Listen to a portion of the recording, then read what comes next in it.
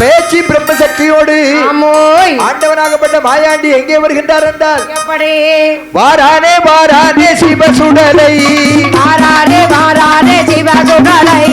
இந்தியாவை விட்டு எங்கே வாரானம்மா வாராரையா சிவசுடலை அங்கிருந்து வாராரையா அக்கா நகர் தேடி உண்டாரம்மா எப்பைமார்கள் தன்னை கண்டாரம்மா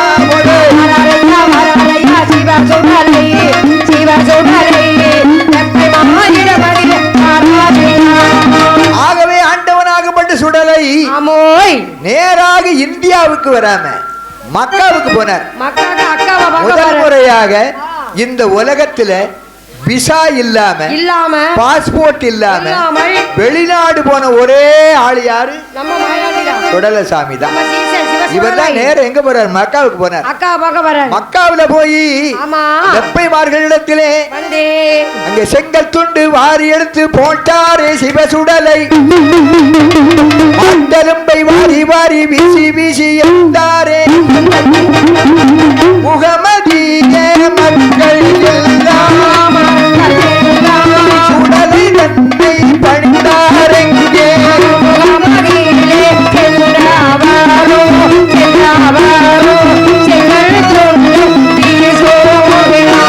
அப்படி அந்த மாயாண்டி பேயாண்டி மக்காவிலே வந்து லெப்பை மாறிடத்திலே எப்பா எப்பா எனக்கு பசி தாங்கலப்பா எதையாவது போடுங்கடா என்று லெப்பை மாறிடத்திலே வேண்டிய பொழுது ஐயா உனக்கு என்ன வேணும்?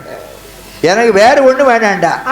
சூலாடு சூலு பண்ணி தோளைக்குட்டி பன்னிக்குட்டி எல்லாம் வேணும். எடுத்தறிய 7 கிட அறுத்தறிய 6 கோழி ஒரு ஓட்டு அரிசி பொங்கி ஒரு படப்பு இது வச்சா போதும். எனக்கு 112 பக்கம் அரிசியை பொங்கி வச்சேன்.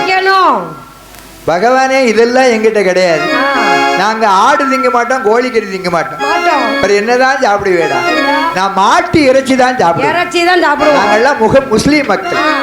ஆகவே மாட்டு மாமிசம் இருக்கிறது என்று சொல்ல அந்த நேரத்தில் தானே ஆண்டவன் மாயாண்டி மாட்டுக்கறியை முதல் முறையாக மக்காவிலே சாப்பிட்டார். பெயக்கண்டும் நஞ்சுண்டு அமைபவர் கேண்மை நயத்தக்க நாகரீகம் உடையவர். நல்ல பண்பாடு படைத்தவன் யார் என்றால் விஷத்தை ஊற்றி வச்சா கூட குடிச்சிடும். அவன் தான் பண்பாடு கலாச்சாரம் உண்டு. அப்படி இந்த சுடலை ஈசனாகப்பட்டவன் முகமதிய மக்களிடத்திலே மாட்டிறைச்சி உண்டு உண்டு மகிழ்ந்தாரம்மா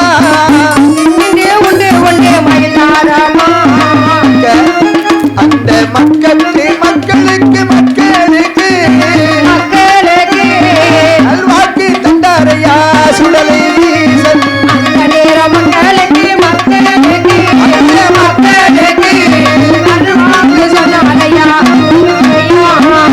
ஆகவே மக்கத்து மக்கள் அவர்கள் இடத்திலே மாட்டுக்கறி மாட்டு மாமிசம் தின்றார். மாட்டு மாமிசத்தை தின்ற காரணத்தினால்தான் சுடலை ஈசனுக்கு என்ன பேர் வந்தது? மாட்டுச்சாமின்னு பேர் வந்தது. ஆகவே அந்த மாட்டுச்சாமி என்ற வார்த்தை தான் பின்னால மாடசாமியா மாறி. அதற்கு முன்னாலே அவர் கைலாயத்திலே பிறக்கும் போது சுடலை ஈசன் மக்காவிலே சென்று மாட்டு இறைச்சியை உண்ட காரணத்தினால் அவர் மாட்டுச்சாமி என்று பெயர் பெற்றார். மாட்டுச்சாமின்னு பெயர் பெற்று உங்க ஊர்ல ரொம்ப நாளா இருந்துட்டேன். நான் மீண்டும் எங்க போறேன்? இந்தியாவுக்கு போறேன். உங்கள் ஞாபகமாக எனக்கு ஏதாவது கொடுக்க வேண்டும் என்று கேட்க அந்த நல்ல வேளையிலே மக்கத்தில் லெப்பைமார்கள் தலையதிலே வைத்திருந்த குல்லாவை தானே சுடலமாட சாதிக்கின்றார். சுடலமாட சாதிக்கின்றார் குல்லாவை சுட்டினாரே.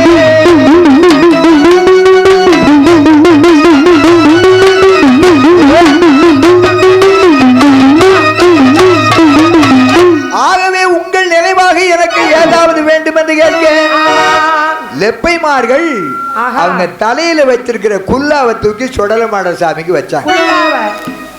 நாம் வணங்குகின்ற தெய்வம் அது சிவனா இருக்கட்டும், நாராயணனா இருக்கட்டும், முருகனா இருக்கட்டும், பிள்ளையாரா இருக்கட்டும், எந்த கடவுளுக்காவது குல்லா இருக்காண்டாச்சு? எந்த கடவுளாவது குல்லா வச்சிருக்காரா? இல்ல, இவர் மட்டும்தான் வச்சிருக்காரு. இந்த குல்லாவை கொடுத்தவர்கள் மக்கத்து மக்கள், முஸ்லிம் மக்கள். முஸ்லிம். ஆகவேதான் பெரும்பாலும் சுடலமாடன் கோயில் எங்கெங்க பெரிய கோயிலா இருக்கோ அந்த பெரிய கோவிலை சுற்றி இருக்கிற மக்கள் அத்தனை பேரும் முஸ்லீமா தான் இருப்பாங்க. முஸ்லிம் மக்கள்.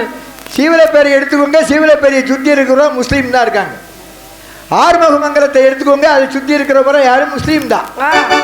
ஆகவே முஸ்லீம் மக்கள் அதிகமாக வணங்கிய தெய்வம் தான் ஆண்டவர் மாயாண்டி. மாயாண்டி. அப்படிப்பட்ட மாயாண்டி பேயாண்டி